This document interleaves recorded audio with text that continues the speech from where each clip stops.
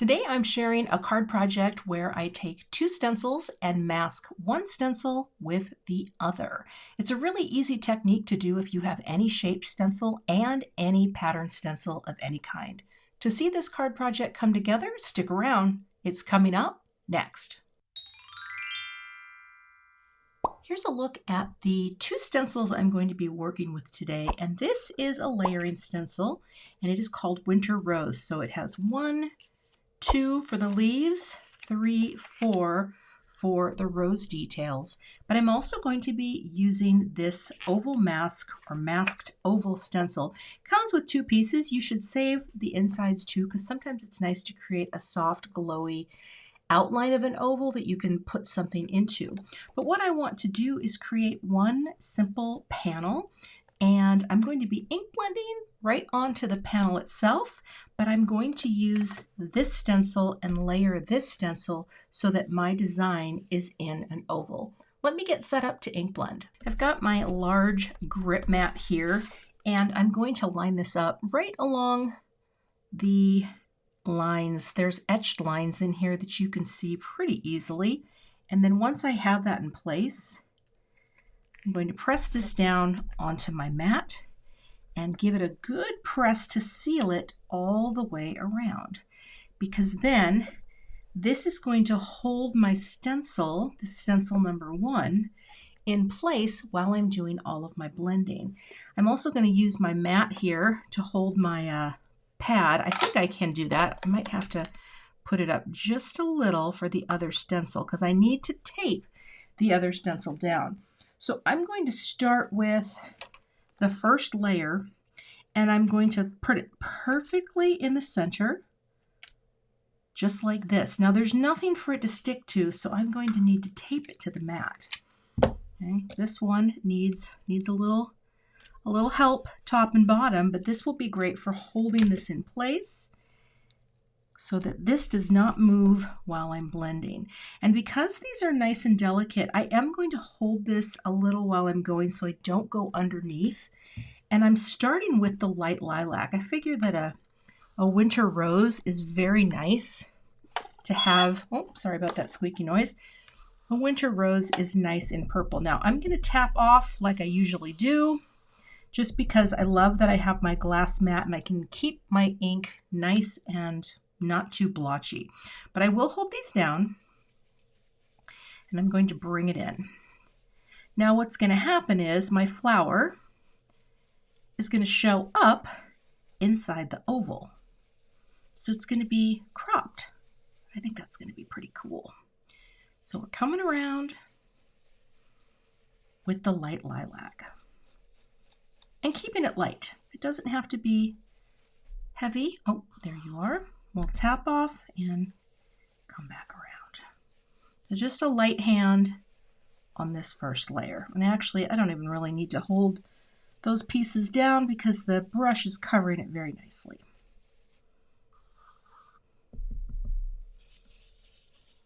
And I'm moving my brush in different back and forth, clockwise, counterclockwise, just to get the nice coverage.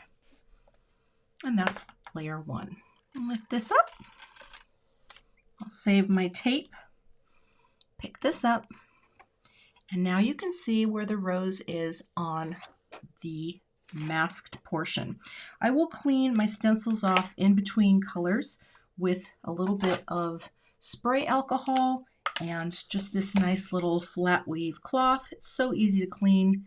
Spritz, wipe it off, and the alcohol dries right away on the stencil and it's ready to be put away or used again.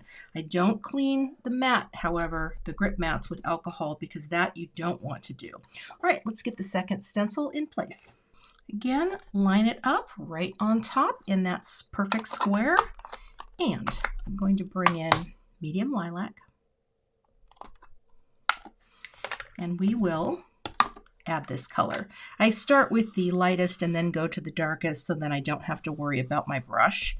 And here again, I will tap off a little like I will do. And now we will bring this color in to add the detail to the flowers. And just go around and add that color.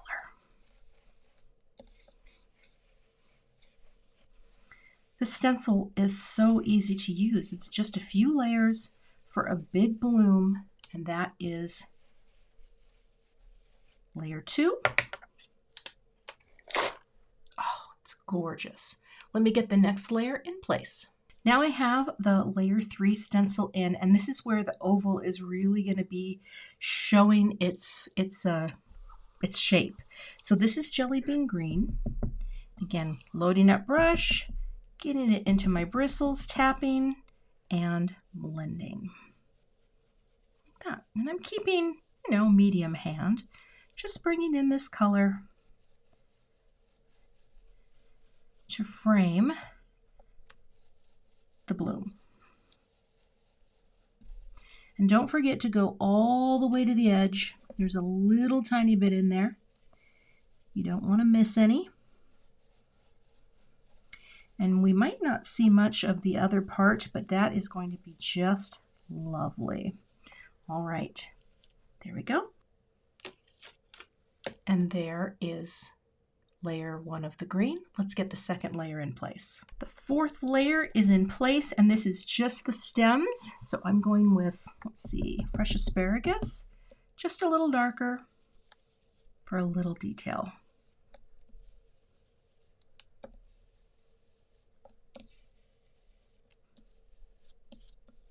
All right, and that is the extent of this blending. And now I have my rose framed out in an oval. Now here, if you wanted to, you could take a small blender brush and just go around the edges, both in green and the 2 lighter colors.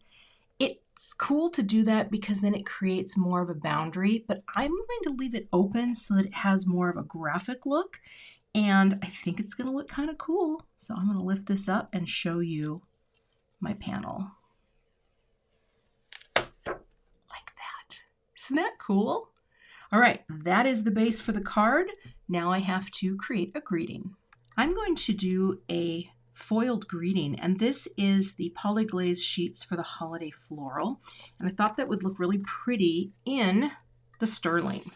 I will cut this, and it should be enough to cover both. So I will open this up. I'm going to use where is my Swiffer? Learned this from Gina. Just going to wipe to make sure there's no dust, because there's always dust in this room. It's dusty, powdery space. And we are going to take this foil, open our carrier sheet, put these down, and foil both of them. Put that close together, pop that down. Oh, I think that's enough for the you and yours. That looks great. I've got this set to a 3, and we will run this through.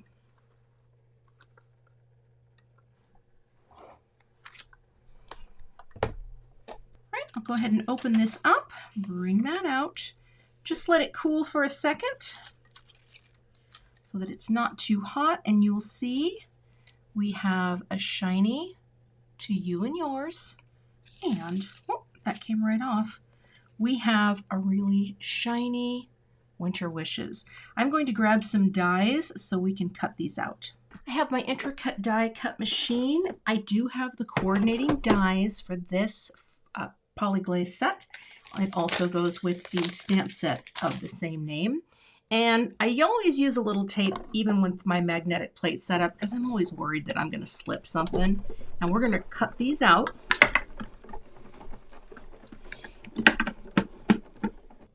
Like that. And then I'm also going to cut an extra layer for each of these, just so they have, oh, look at that. Isn't that pretty? I love how it cuts out the centers and the sub-greetings as well. This is my little nail polish magnet, which is really nice for picking up the dies, but look at how pretty that is. Winter Wishes to you and yours. I'll cut out an extra layer of that, and then I'll move on to what I'm going to do for cutting this. I'm going to use Master Layouts to cut the stitched layer, and then I will be doing a shadow layer as well, or the little matte layer, not a shadow layer. So let's cut this out, and I might just grab some silver cardstock So we'll run this through.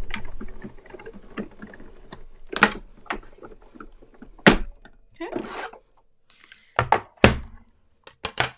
Again, pick that up. And this has a beautiful little stitched edge. And now I'll take the matte layer and cut that out of some silver cardstock.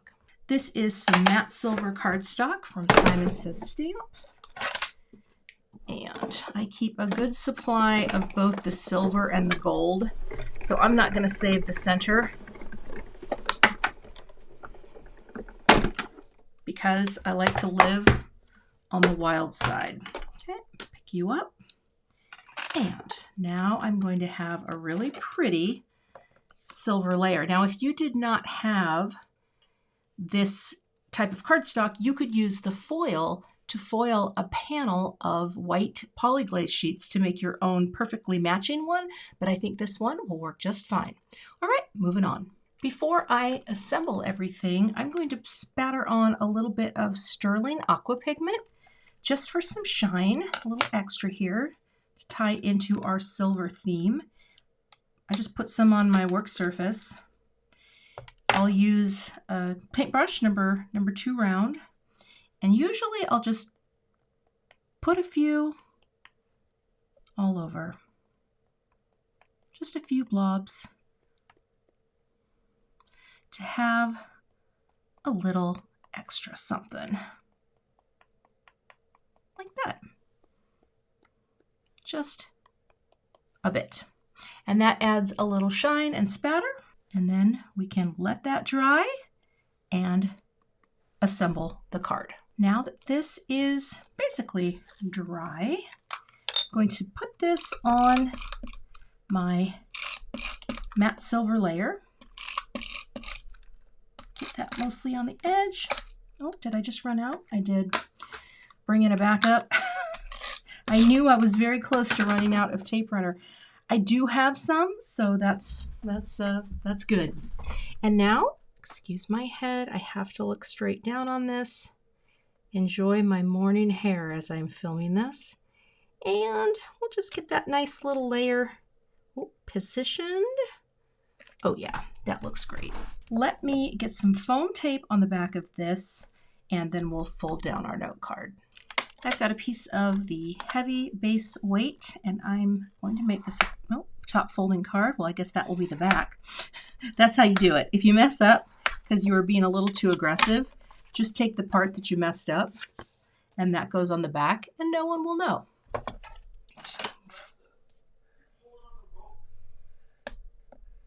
Pull that down like that. I will tape this closed because I need my cardstock to stay nice and flat.